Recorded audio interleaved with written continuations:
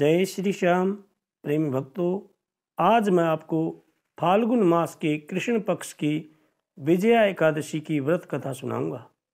सबसे पहले आप भगवान गणेश जी का ध्यान करें। ओम गजाननं भूतगणादिसेवितं कपित्थजम्बूफलचारुभक्षणं उमासुतं शोकविनाशकारकं नमामि विघ्नेश्वरपादपङ्कजम्। ओम गंगणपतये नमः। अब हाथ में पुष्प लेकर के लक्ष्मी नारायण जी का ध्यान करें।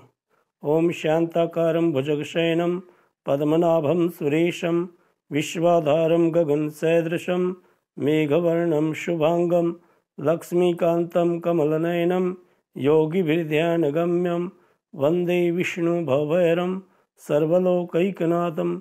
श्री लक्ष्मी नारायणाभ्यां नमः। अब आप ओम नमो भगवते वासुदेवाय इस मंत्र का मन ही मन जप करते हुए और भगवान विष्णु जी का ध्यान करते हुए व्रत कथा को सुने।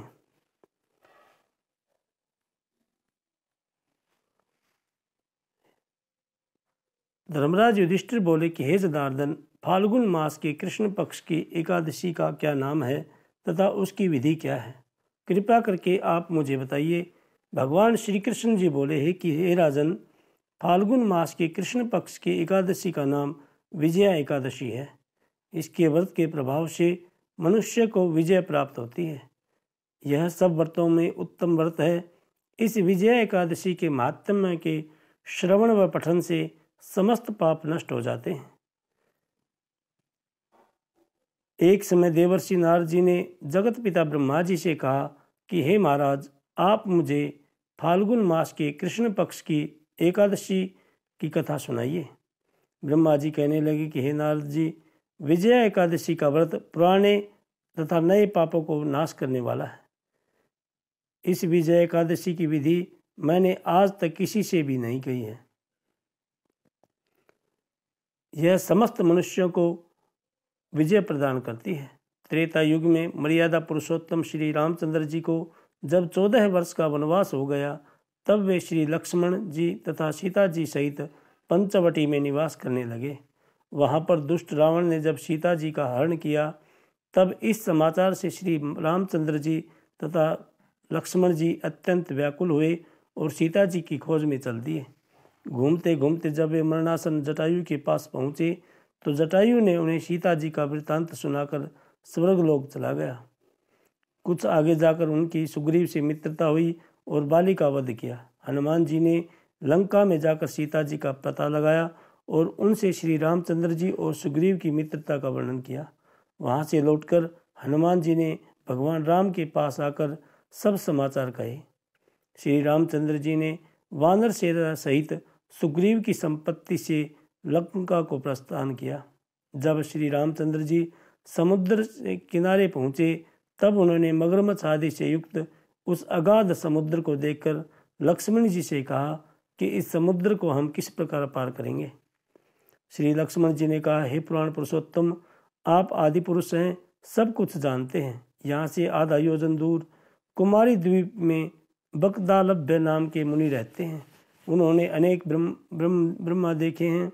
आप उनके पास जाकर इसका उपाय पूछिए।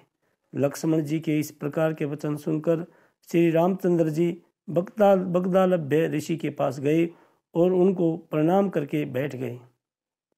मुनि ने भी उनको मनुष्य रूप धारण किए हुए पुराण पुरुषोत्तम समझकर उनसे पूछा कि हे रामचंद्र जी, आपका आना कैसे हुआ? रामचंद्र जी कहने लगे कि हे ऋषि, मैं अपनी सेना सहित आया हूँ और राक्षसों को जीतने के लिए लंका जा रहा हूँ।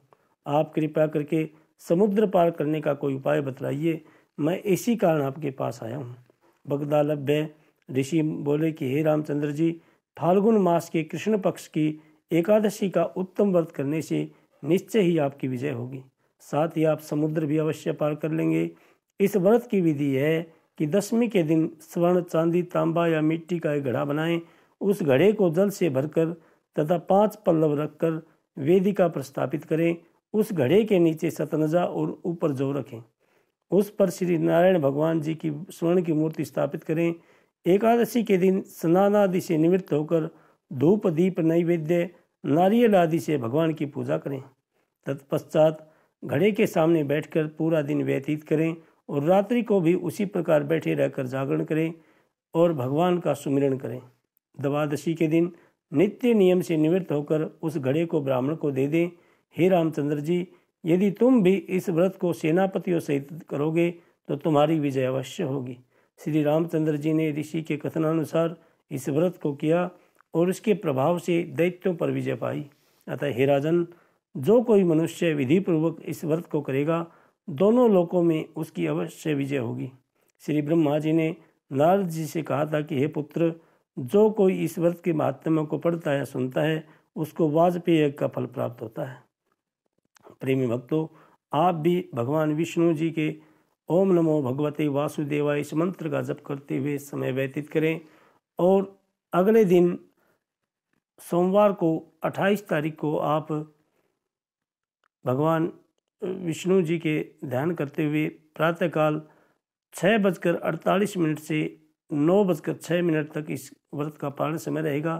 पारण करने से पहले आप गौ माता को और ब्राह्मणों को भोजन कराएं, पश्चात अपना पारण करें। भगवान आपकी सभी मनोकामनाएं पूर्ण करें। जय श्री श्याम, जय श्री श्याम।